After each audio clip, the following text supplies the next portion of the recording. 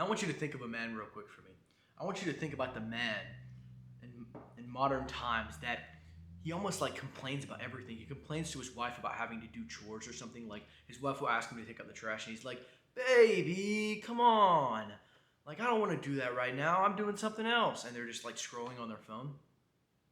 And then conversely, I want you to think about the Jesus-like man, the man that says, "Of course, baby, I'll take out the trash right now. Of course, I'll do this thing right now, even though I'm gonna in some way suffer to do this thing. I'm gonna do it." And the reason why he's like Jesus is because he's willing to suffer, even for the smallest thing. It takes pain to get off your phone. It takes pain to say yes to someone, especially when it's something that you don't want to do. So the point of this video is to try to take you from that modern man who like always complains about absolutely everything, says I'm not going to do this thing because I'm doing this, and take you to a Jesus-like man, a man that's willing to sacrifice his pleasure for the happiness of others. That's the point of this video. So how do we actually do that? Well, first let's discuss why suffering is important. As a man, your value comes from your suffering. The more you're able to suffer, the more valuable you are. Think about that for a second. The more you're willing to suffer in business and take on these stupid tasks that you don't really want to do, the more valuable your business is going to be. The more you, as a man, the more that you're willing to sacrifice for your family and sacrifice for your woman, the more attractive you're going to come off to them. I mean, think about it. Think about the father that works 16 hours a day so that he can buy Christmas gifts for his children. That's a very attractive, almost, analogy. You think about it, and you think about the father that sacrifices absolutely everything for his family. I mean, that's literally where the term family man comes from. Is that epitome of a guy that sacrifices all of his happiness for the happiness of others. And that's how my father was before he passed. He was that type of guy that always, he would work constantly, but he wouldn't spend that money on himself. He would spend his money on someone else. So remember always that your value as a man comes from the amount that you're willing to take on and suffer for, right? That's the first thing. The second thing is that, again, I said this before, the more suffering that you take on, the more value you produce. You got to think about what Jesus says in the Bible. What does he say? He says, the lowest of you, or the least of you, will be the greatest, right? And the great or the highest of you will be the least, right?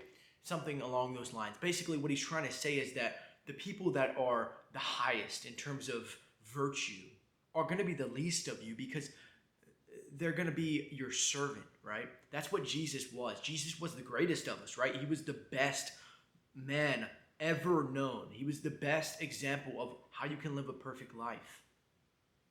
And yet he came as a servant king for us sinners. That's exactly what you have to embody. You have to be the greatest in terms of virtue and in terms of discipline, in terms of work and money, but you have to be the least in terms of you serve everyone else besides yourself. It's truly selfless, right? That's what you have to think about. You have to be, in some sense, Jesus. Not, of course, be God, but be Jesus in the sense that you use his example to model what your life as a man is going to be. So suffer for others, sacrifice your happiness for others. And like I said before, follow Jesus as an example. If you look at the life of Jesus, Jesus was always helping other people. He was healing other people. He was sacrificing his own pleasure and happiness for the happiness of others. And the whole point of Jesus coming to earth was to show us an example. If you think about Christ's crucifixion, he was brutally beaten. He was whipped and spit on and made fun of.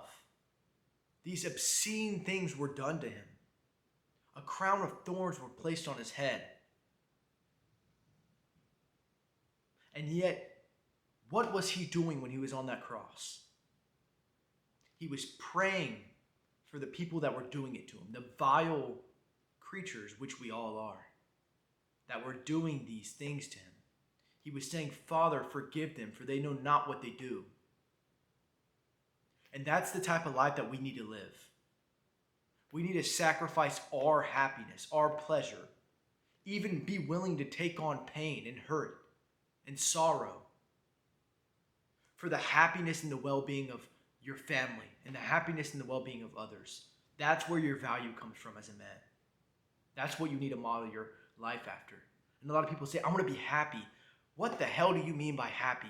Why would you ever want to be happy as a man, right? You can't think about it like that. Yes, I understand in some sense being fulfilled, right?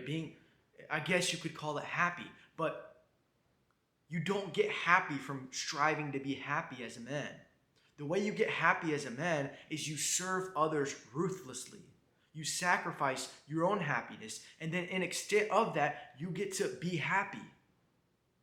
Happiness comes from others as a man. Seeing other people happy is what makes you happy. Seeing your family be happy with you, be proud of you, and God, more importantly, is proud of you. That's what makes you happy as a man.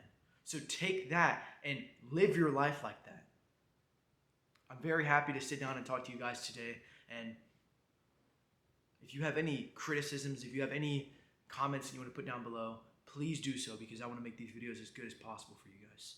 I hope this video was good, beautiful, and true. And until next time, guys, see you.